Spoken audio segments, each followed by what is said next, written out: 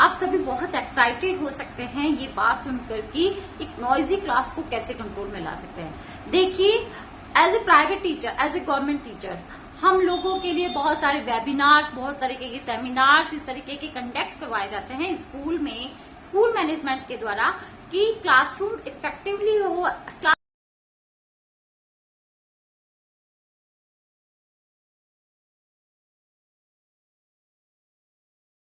आपको टिप्स दिए जाते हैं, कई तरीके के आपको इंस्ट्रक्शन दिए जाते हैं जिनको फॉलो करने के बाद में आपको कहा जाता है कि इस तरीके के टिप्स और इंस्ट्रक्शंस को फॉलो करके आप अपनी क्लासरूम को कंट्रोल में कर सकते हो। क्या वो सच में इतने इफेक्टिवली होते हैं कि क्लासरूम में गए, आपने रोलिंग कोई एक्टिविटी करवाई, आपने कुछ जाते ही ड्रॉ किया, तो हाँ, उससे वो 5 मिनट के लिए साइलेंस हो सकते हैं। बहुत लाउड करने वाली नॉइजी क्लास है और आप क्लास में एंटर करते हो, आपने क्लास को एक बार देखा, हो सकता है उसमें से 10-20 बच्चे साइलेंट हो जाए कि मैम आगे, टीचर आगे, टीचर हैज कम। लेकिन फिर 20 बच्चे अगर आप कुछ ड्रॉ करने लग जाओगे बोर्ड पर, तो हो सकता है कि वो 20 बच्चे भी आपसे क्या हो जाए, शांत हो सकते हैं। लेकिन क्लासरूम के अंदर 10 बच्चे ऐसे जरूर होते हैं। अगर 40 स्टूडेंट्स की क्लास है आपकी, तो उसमें 10 बच्चे ऐसे जरूर होंगे। जैसा कि मैंने खुद ने ये फेस किया है। मैंने अपना टीचिंग करियर 2013 में शुरू किया था। 2013 में मैं फर्स्ट टाइम जब लगी थी, तो सबसे बड़ी प्रॉब्लम मैं ये फेस करती थी कि 8th क्लास के अंदर जो लड़के होते थे वो मेरे से कंट्रोल में नहीं आ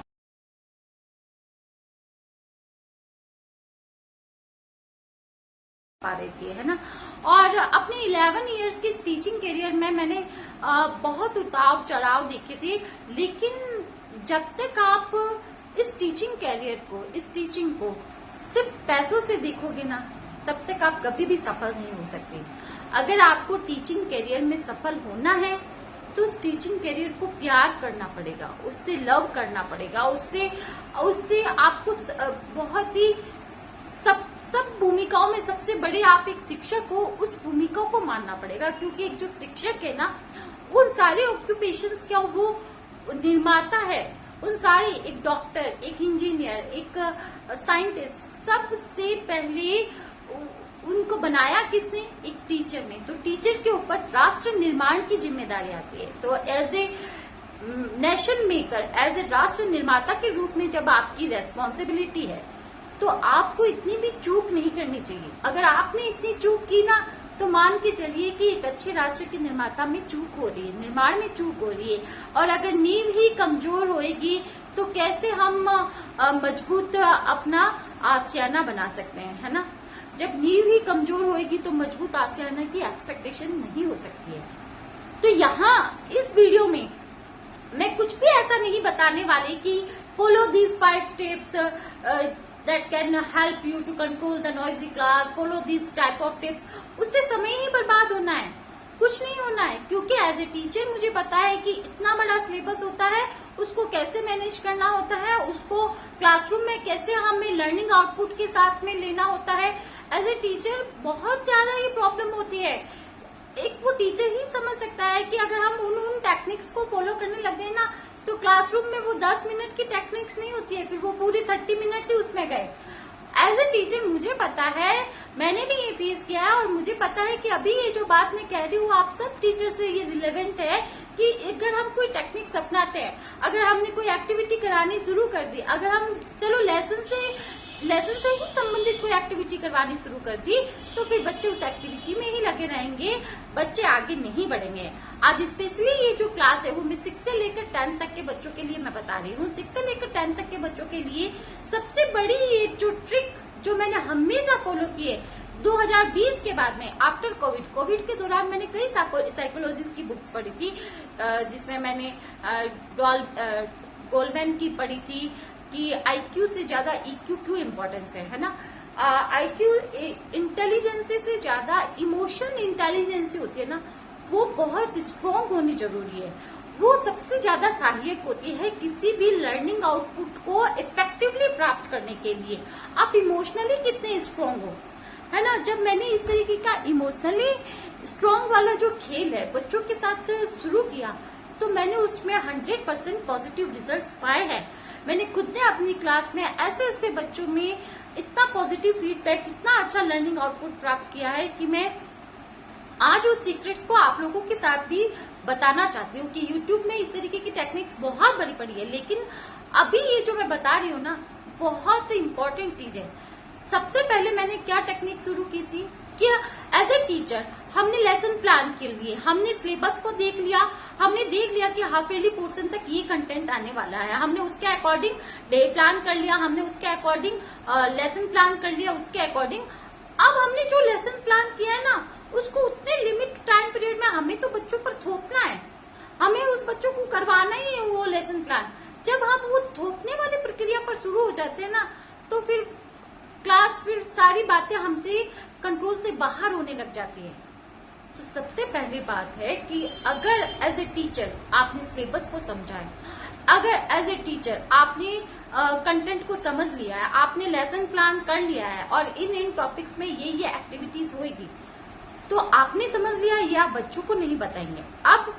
वेरी फर्स्ट डे या हो सकता है मिड सेशन में भी आप बच्चों से जाकर बोर्ड पर भी आप सिलेबस को लिख सकते हैं और बच्चों से आप डायरेक्टली ही क्या कर सकते हो, जाकर उनके पास, उनके बीच में बैठकर कहे कि देखो, हो सकता है उस पे 10-1 बच्चे तो ऐसे हो जिन्होंने सिलेबस भी देख लिया है और उसके अनुसार प्लान भी कर लिया है। हम जो टीचर सबसे बड़ी प्रॉब्लम क्या फेस करते हैं, टाइम पीरियड के अंदर सिलेबस को इफेक्टिवली विद लर्निंग आउटकम्स के साथ बच्चों से करवाना। ये सबसे बड़ा और टीचर की सबसे बड़ा दायित्व भी यही है ना, कि बच्चों को सब कुछ समझ में आना चाहिए और बच्चे भी एज वेल डिसिप्लिन्ड और अच्छी तरीके से इस चीज की ओर जाए। अब उसको सिखाने के लिए सबसे पहले क्या है, सबसे पहला और जरूरी जो पार्ट है ना, बच्चों के राय लेना, बच्चों से डिसीजन मेकर बनाना, बच्चे को निर्णय की क्षमता देना, बच्चे को बताना कि अब ये सिचुएशन हो गई है, अब इस सिचुएशन में क्या किया जाए, और बच्चे उसमें अपनी बात बताए ना, फिर देखना बच्चे इफेक्टिवली अपनी बात को पूरा करने के लिए लग जाते हैं। जैसे एक फैमिली फंक्शन है, अगर उस फैमिली फंक्शन के अंदर बच्चों को कोई जिम्मेदारी दी जाए कि जब ये गेस्ट आएंगे तब आपको इस तरीके से आपको ये काम करना है, तो बच्चे उस काम को बहुत अच्छे से कर सकता है, क्योंकि वो उस समय अब बच्चे का इंटरेस्ट का भी सब्जेक्ट होता है वो बच्चे का, और बच्चा उसको करने के लिए बहुत तत्पर है। उसी तरीके का इंटरेस्ट हमें स्टडी के अंदर, अगर आपने लेसन प्लान कर लिया है, आपने सिलेबस समझ लिया है, जो चीजें आपने समझी है वो अब आप बच्चों के बीच में जाकर बैठिए, क्लासरूम के अंदर जाकर बैठिए। Yes dear class 7, dear class 8, this is our syllabus and in this syllabus this content will come and this content previous year you already learned this। आपने पिछले साल ये कुछ पहले से टॉपिक्स पढ़ लिए हैं, अब ये टॉपिक्स थोड़े से लेवल बढ़कर आ रहे हैं, तो आपको क्या आ रहा है और क्या आपके लिए नया है और उस नए को आप कितनी इफेक्टिवली करने वाले हैं और कितना मजा आने वाला है ये सब काम करने में। बच्चों में इस तरीके के मजे वाली बात उत्पन्न करनी पड़ेगी, उसमें इंटरेस्ट डेवलप करना पड़ेगा, और बच्चे कोई भी ऐसा काम बिल्कुल करने के लिए तत्पर नहीं होते हैं जिसमें उनका इंटरेस्ट नहीं हो। जब तक बच्चे में इंटरेस्ट डेवलप नहीं होएगा वो आपकी क्लासरूम में बिल्कुल भी एंगेज नहीं होगा। मैं बताऊं, साइंस, मैथ्स, एसएसटी की क्लास के अंदर बच्चे फिर भी एंगेज होते हैं, लेकिन जब लैंग्वेज का पीरियड होता है ना, हिंदी संस्कृत स्पेशली, क्योंकि आजकल इंग्लिश मीडियम का जमाना है, हिंदी संस्कृत कौन नहीं पढ़ना चाहता है, और मैं as a subject teacher, subject expert के रूप में, हिंदी संस्कृत के रूप में बच्चों से हमेशा 100% तक काम करवाया है मैंने, और बच्चों ने उसको करके भी दिया है विथ 100% पॉजिटिव फीडबैक के साथ, इफेक्टिवली लर्निंग आउटकम के साथ मुझे उन्होंने करके दिया है। चाहे वो राइटिंग पोर्शन हो, चाहे वो लर्निंग पोर्शन हो, चाहे वो उनका रिजल्ट आउटकम हो, तो सब बच्चों ने मुझे अच्छे से करके दिया है। अब ये बात होती है कि अगर हम बच्चे के बीच में जाकर सिलेबस को डिस्कस करते हैं, सिलेबस बच्चे को बताए कि ये देखो हमारा ये चैप्टर्स है, इतने चैप्टर्स हमारे हाफ ईयरली पोर्शन में आ रहे हैं, और इतने हमारे वर्किंग डेज है, इतनी हॉलीडेज आएंगी, ये बीच में इवेंट्स आएंगे, तो हम जैसे इंडिपेंडेंस डे आएगा,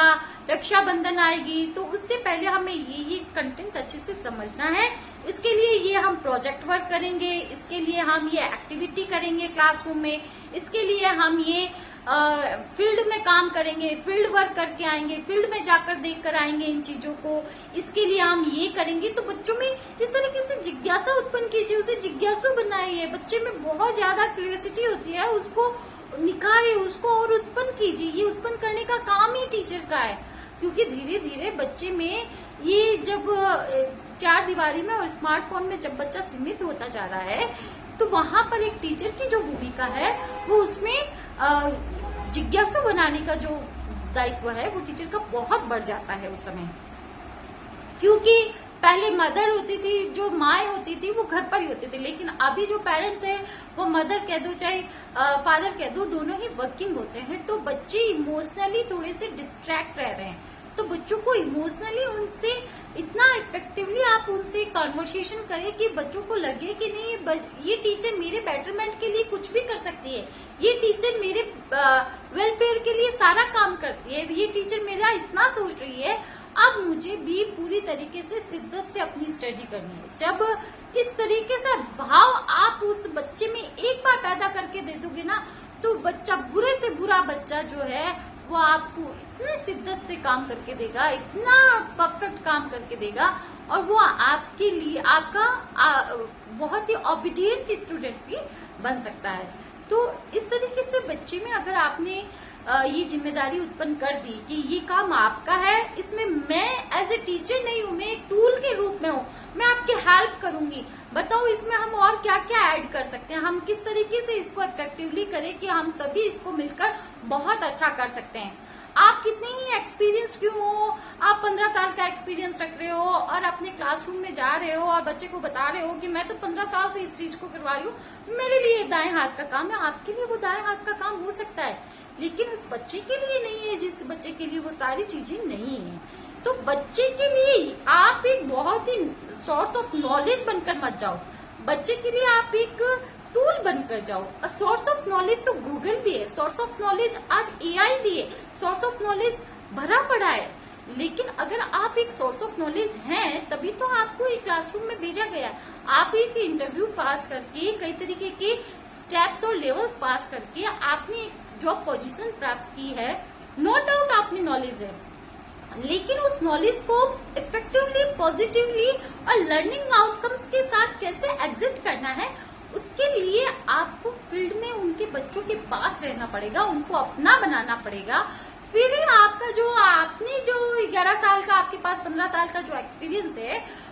वो उनके लिए हेल्पफुल हो सकता है कि हाँ, ये हमारे पास एक सोर्स के रूप में है, नॉलेज ऑफ सोर्स के रूप में है, ये हमारा टॉपिक है, इस बंदे को सब कुछ आता है, हमें जहां प्रॉब्लम होगी ये हमें समझाएगी, लेकिन बच्चे को पहले एक्टिव रहने दो, बच्चे को बताओ कि ये आपके ये टॉपिक्स है, हमें इतने इतने टाइम पीरियड में इतने इतने इवेंट्स आएंगे, इसमें हमें करना है, ये एक्टिविटी है, किस तरीके की एक्टिविटी कौन अच्छे से कर सकता है, कौन किस में पार्टिसिपेशन कर सकता है। बच्चे के पार्टिसिपेशन इज मैटर, राइट। तो उस चीज को हमें समझना होगा, क्योंकि अगर हमारा जो राष्ट्र निर्माता के रूप में अगर टीचर्स को देखा जा रहा है, तो अगर वो ही राष्ट्र निर्माता अगर अपने अंदर काम चोरी करने लग जाए, अगर उसको आलस आने लग जाए, अगर वो क्लासरूम में जाने पर हाँ कितनी नॉइजी क्लास है, क्लास मेंटेन साइलेंस, इस तरीके से अगर आप करोगे तो बच्चे में कभी सुधार नहीं होएगा। बच्चे में सुधार के लिए आपको हर समय एक्टिव होना पड़ेगा। एज ए टीचर मेरे भी 2013 में यही आदत थी, मैं सिर्फ अपने इस ऑक्यूपेशन को एक जॉब के रूप में देखती थी और सिर्फ सोर्स ऑफ अर्निंग देखती थी, लेकिन जब मैंने इस जॉब से प्यार करना शुरू किया, जब मैंने इसको फील करना शुरू किया कि मैं एक टीचर हूँ, वाह मैं एक टीचर हूँ, मेरे ऊपर बहुत जिम्मेदारी है, मुझे इस राष्ट्र के निर्माण में एक योगदान देना है। अगर यहाँ कोई आगे जाकर डॉक्टर बन रहा है, इंजीनियर बन रहा है, उसमें हो सकता है मेरी छोटे छोटे स्टेप्स जो मेरी सीख है वो कहीं काम आ रही है।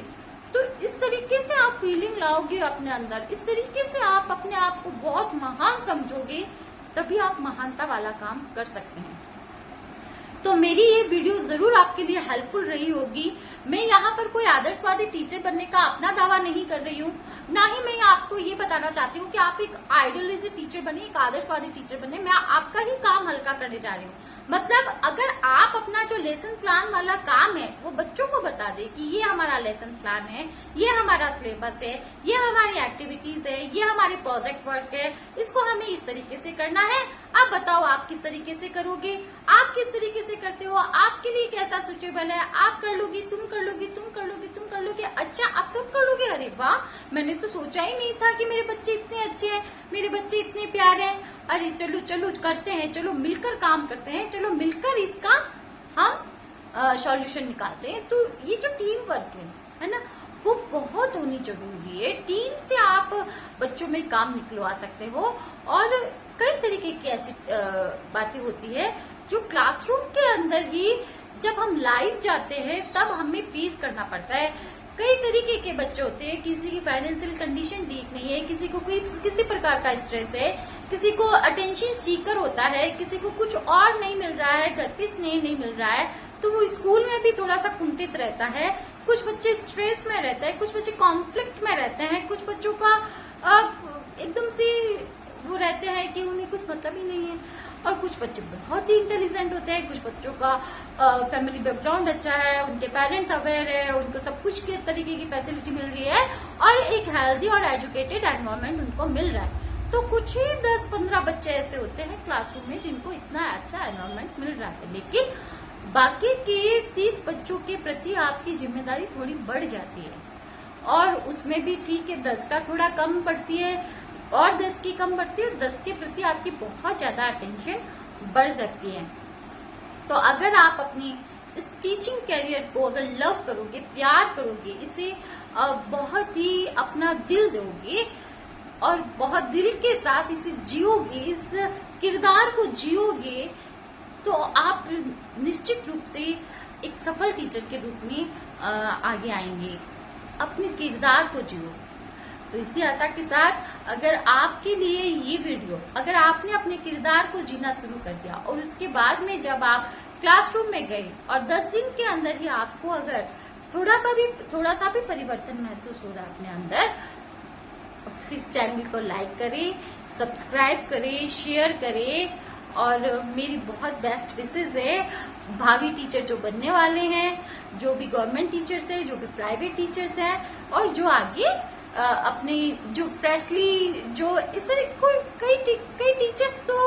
ऐसे होते हैं जिनको बनना कुछ और है, लेकिन वो एक बार के लिए साइड रूप में अपना क्या करते हैं, अर्निंग ऑफ सोर्स होता है उनका, लेकिन जब वो अर्निंग ऑफ सोर्स आप उसे बना रहे हो तो उसे लर्निंग ऑफ सोर्स भी बनाओ, जीवन में इसे सीखने का सोर्स बना लो। अर्निंग ऑफ सोर्स की जगह जब आप इसे लर्निंग ऑफ सोर्स बना लोगे